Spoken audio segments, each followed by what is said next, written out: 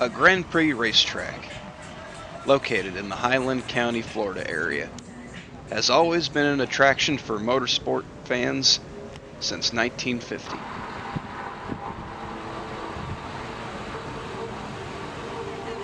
And that Grand Prix circuit goes by the name Sebring International Raceway, often described by some fans as a 4-day destination for revelry in the Florida sun. For others, a historic landmark. Fast forward to the year 2022, marks the return of the race weekend SuperSebring, with the International Motorsports Association debuting the 70th Mobile One 12 Hours of Sebring, presented by Advanced Auto Parts, along with the FIA World Endurance Championship for their season opener, the 1,000 miles of Sebring.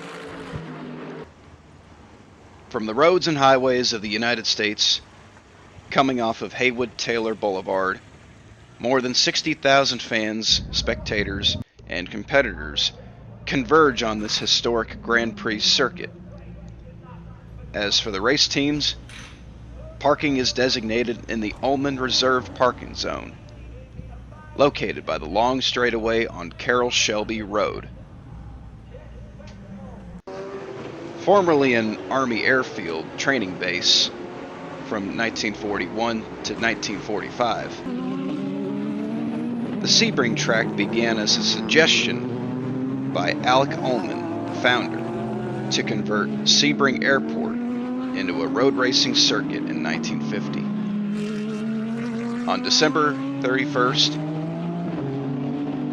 the proposal soon became a reality, as the new Sebring International Raceway, held at the Sam Collier 6-hour memorial race, marked the first ever race at the track and the first sports car endurance race held in the United States, which many call the birthplace of American road racing.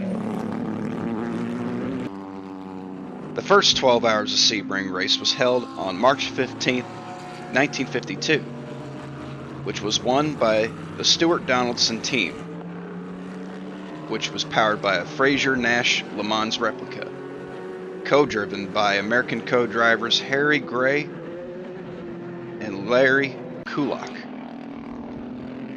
In 1953, the first American car won the 12 Hours of Sebring in a Cunningham C4R, powered with a 340 cubic inch Chrysler Hemi V8, owned by Briggs Cunningham, along with his co-driver, Bill Spear.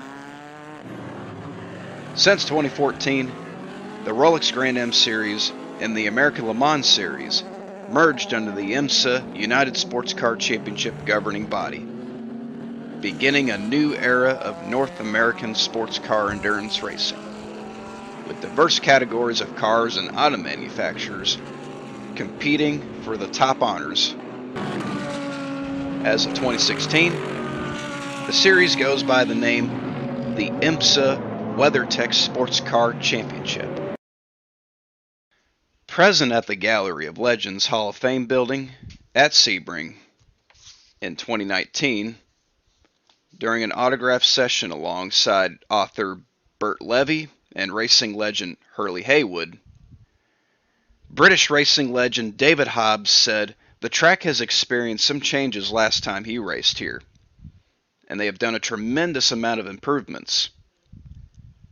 He said he recalls his first 12-hour Grand Prix back in 1968, driving a Gulf-sponsored Ford GT40 with Paul Hawkins for JW Engineering.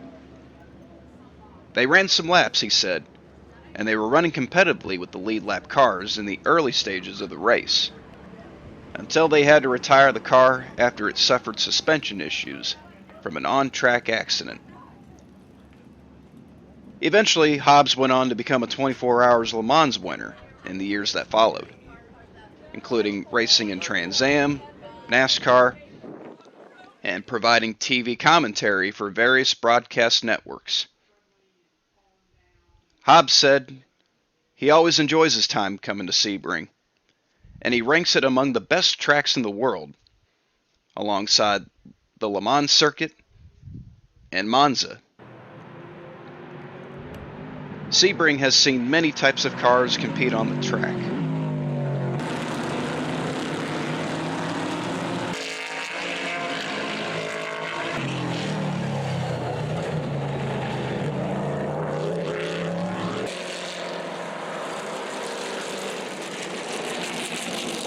And since then, the door of destiny remained open for future generation racing drivers to cement their name into history.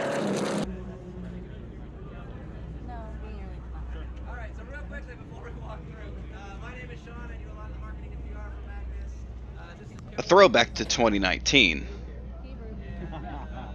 the first and last SuperSebring event at the time. Team Magnus Racing were preparing their car for the Sebring 12-hour. In a crowd of approximately 20 people during a garage tour, Sean Heckman guide fans during the free team garage tour at around 1:35 p.m. in the afternoon. Hope you enjoyed the tour. All right, all right. No, but I hate to kind of undersell it, but once you've been in one racing team's trailer, you've kind of been in all of them. I mean, I don't care if it's IndyCar, NASCAR, sports car. We can only make these as big as we can legally make them. So you know, the colors of the cabinets and the labels might be a little bit different, but from team to team, this is generally kind of how they all look. We fit everything it takes to run a one-car team out of this trailer, so all the tools, spares, hospitality items come down here, and then of course the car and then all the big items come upstairs. We will be running tomorrow during the 12-hour in what's called the GTD category with the Lamborghini GT3 Huracan Evo. We'll be technically the slowest of the four classes, but that's a very relative term. We run a Lamborghini against Audis, against Porsches, Ferraris, BMWs, and technically all of our teams are what are called Pro-Am, which means that at least one or more of the drivers are technically coming from an amateur background.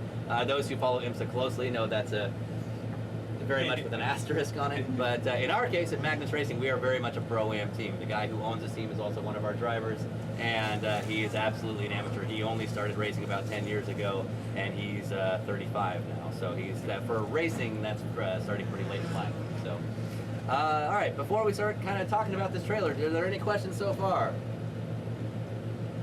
All right, so real quickly, as you look around, you will see that everything is labeled as it should be. That's because, does anyone here do any sort of amateur racing or any sort of karting, anything like that? What do you race, sir? We race in Champ Car Series. You race in Champ Car, so that's what, like a Lemons kind of series? 14-hour enduros, yeah. Yeah, so it's those cars. So Champ Car is basically endurance racing for sort of home-built cars that are supposed to be under a certain budget, right?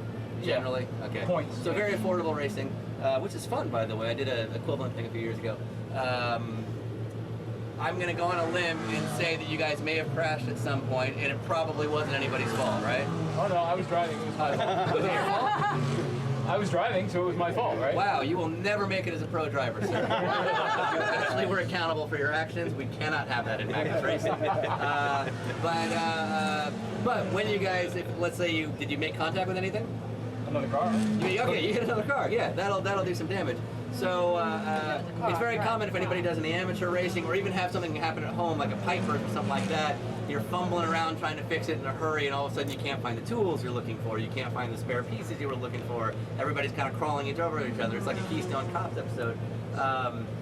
We try to avoid that as much as possible because, you know, the timing on the weekend is fixed. So we just qualified this morning and we have another practice tomorrow at like 8 a.m. or something like that.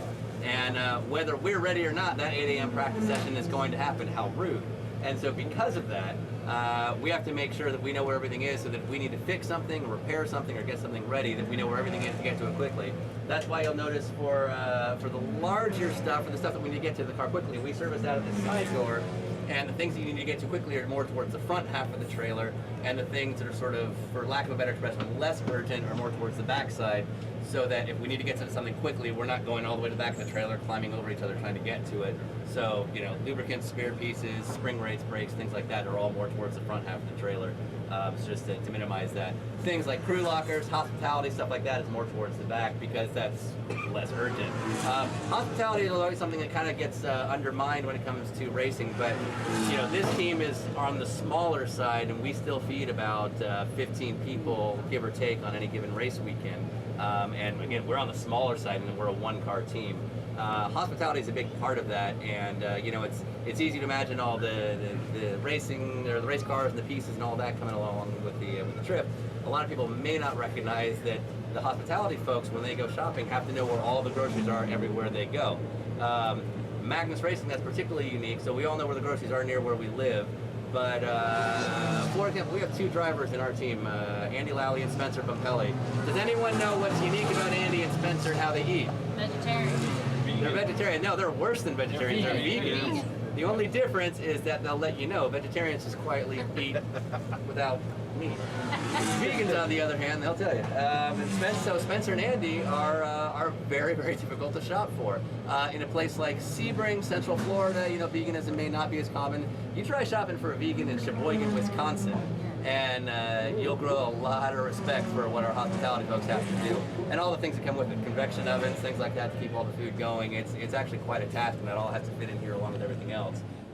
If you guys are sober enough to walk tomorrow night when the race is over, I highly recommend everybody come through this paddock, because watching all the teams pack it all up and trying to get it all together, and just watching everybody instinctively know where to put everything, is pretty impressive to watch. So, any questions before we kind of move forward? Nothing? You guys are way too easy. All right, we're going to, piece by piece, kind of go into the driver's lounge if we can. Marco, do you know who's up there? I'll go take a look. But while we do that, okay, sorry. One thing I always like to show people is this is our brake and spring drawer. If you want to open that, and you guys are free to take photos as you come through. Don't take anything. There's no souvenirs. So we have a bunch of different brake rotors and spring packages here. And the reason I like to show this is, one, wouldn't it be nice to have at your home? But these are not spares. These are different kinds of springs and different kind of brake rotors that we take everywhere with us. So springs are, of course, a very critical part of how the car is compliant. In a place like Sebring, for example, it's one of the bumpiest tracks that we go to, probably the bumpiest track that we go to. So how the car oscillates over those bumps compared to a place like Daytona, where we just were, which is a much smoother surface, very, very high speeds, requires a very different spring package. So we keep everything with us that we can. Brake rotors have more to do with the distance of the race. So tomorrow is our second longest race of the year. So we'll sometimes compromise the weight of the brake rotor for something that'll last a little bit longer. So in a normal race, like 2 hours and 45 minutes, 3 hours, we're not as concerned about the brakes, so we'll run something a little lighter that we can burn through. For tomorrow, we're worried about keeping the rotors on. The rotors will have to last the entire race, and we will likely do one pad change during the course of the 12 hours. So, any other questions? I know it's hot. All right, let me see if I can go into the driver's lounge. It looks like we may not be able to. I didn't have to wash my suit, now I'm going to wash my suit. Hi there. Hey guys, how are you? Tomorrow? Thanks. Tomorrow? Yeah, I'm good. Good. Hi, how are you? Hey man, how are you doing? Good. Things good? Yep. Good. Automotive performance is more than a central theme that occurs during the Sebring 12-hour Grand Prix. On-track performances affects where IMSA teams start and finish the race. Without teams having a steady financial budget to invest in parts and accessories for the cars and experienced engineers and drivers to assemble the cars together, the sports car grid would be a ghost town. The question remains to all drivers and teams: what will it do on the track?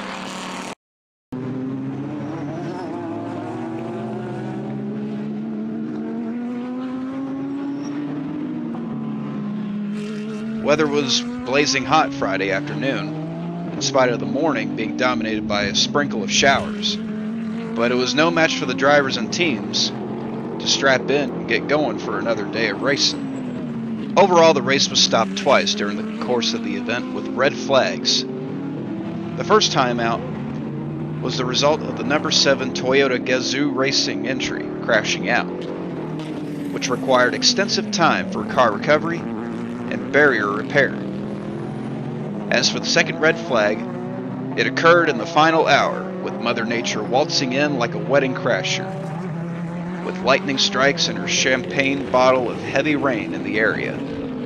Due to these weather conditions, the race was called off, with overall victory going to the number 36 Alpine Elf team in the Hyper class, co-driven by Andrea Negrão, Nicolas Lapierre, and Mathieu Vaxivière.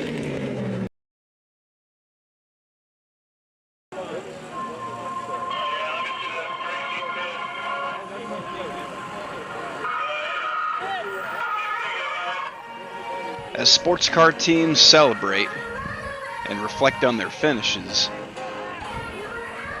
spectators at Sebring, as well as those camping in the infield, find themselves in a Mardi Gras style type party. Throughout the whole race week, day or night, even with Mother Nature still sprinkling with a cast of showers here and there and some lightning, it's all about party and no work.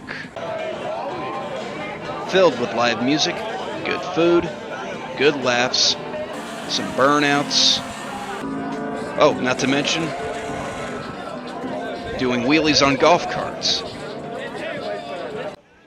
And at the end of a race, couch fires. Something that has been going on for quite some time. That just happens out of the blue. Wednesday night, Thursday, Friday, and even Saturday, the nighttime parties go on for hours on end. And deep in the abyss of the infield, for some, a fair amount of campers crashing out for the night, hoping to get a good night's sleep, but can't. A moment of quiet they hope and pray for, which only happens when they least expect it. Or at least when they wake up, like, say, 2 a.m. in the morning. Not with those tires.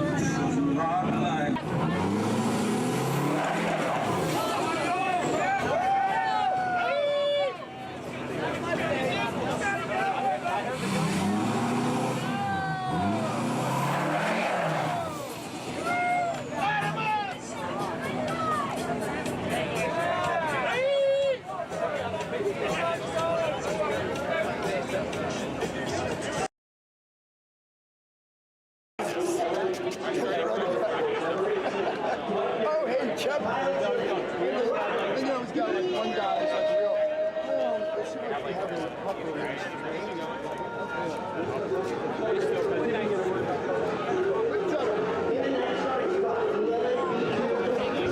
For every dawn marks a new day. And for many competing in the Sebring 12-hour, it's go time.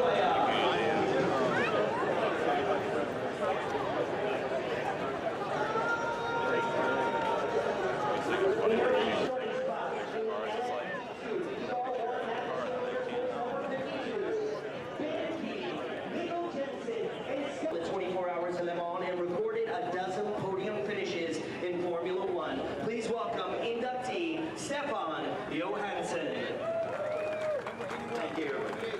Like Jackie, of course, it's a huge honor to be inducted in the Hall of Fame of this amazing race. It's got such great history, and it's, I think every driver that ever raced here loves this race because it's raw, it's stuff, and the crowd is phenomenal, and it's just got this beautiful history from this race that there's just so much to be part of, and to be inducted in. Our race looks pretty good. Thank you so much for your Sebring Hall of Fame. A total of 53 cars took part in the event, comprising of 5 classes. 7 were entered in DPI, 8 in LMP2, 10 in LMP3, 11 in GTD Pro, and 17 in GTD.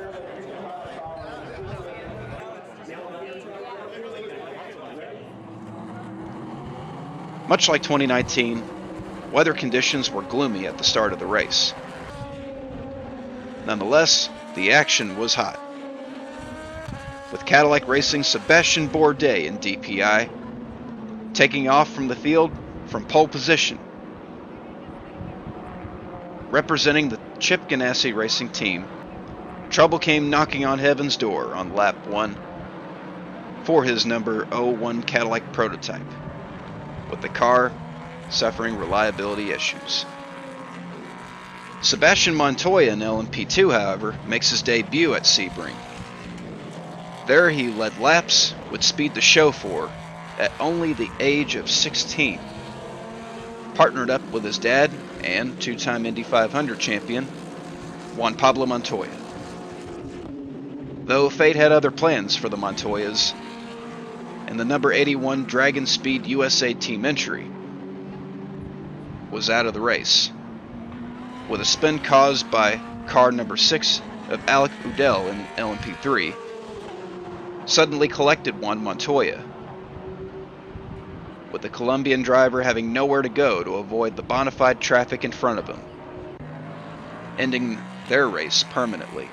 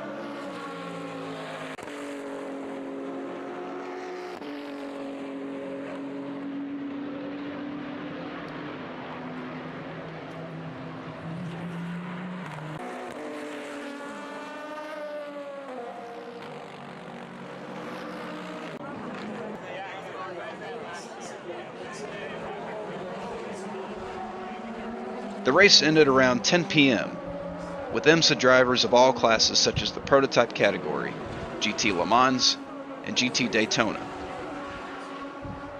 In DPI, it was Earl Bamber with Chip Ganassi Racing that crossed the finish line first.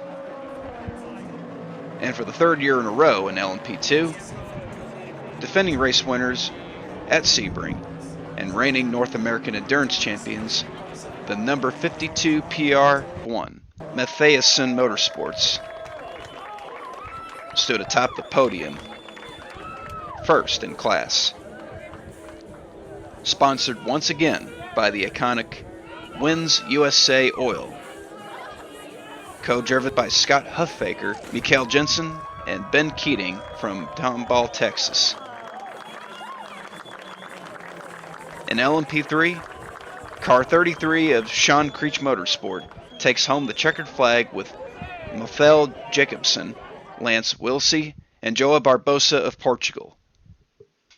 In GTD Pro, Corvette Racing returned to winning ways in their 8th-gen Corvette, co-driven by Nicky Katzberg, Antonio Garcia, and Orlando, Florida's Jordan Taylor. As for the GTD category, Settler Racing's number 47 Ferrari 488 GTE Evo 2020 claims victory with an all-Italian driver lineup, with the likes of Antonio Fuoco, Roberto Lacorte, and Giorgio Cernaggiotto. It was a race where some teams dominated and some overcoming attrition to finish as high in the points as possible, and in the money, where mechanical parts go from operable to red hot for 12 grueling hours, with pit stops and driver changes executed through fast-paced, inspiring madness. As once again, IMSA racing teams are packing up in a hurry, while their highest finishing drivers indulge themselves in celebration of a long and grueling race. For those who won it, actually, and for those who finished third or higher. Mother Nature may have been an unwelcome guest. Fans were nonetheless delighted to have both the IMSA WeatherTech Sports Car Championship and the FIA WEC at the historic Sebring racetrack. Slowly, the sounds of Sebring International Raceway begin to fade. At least until 2023.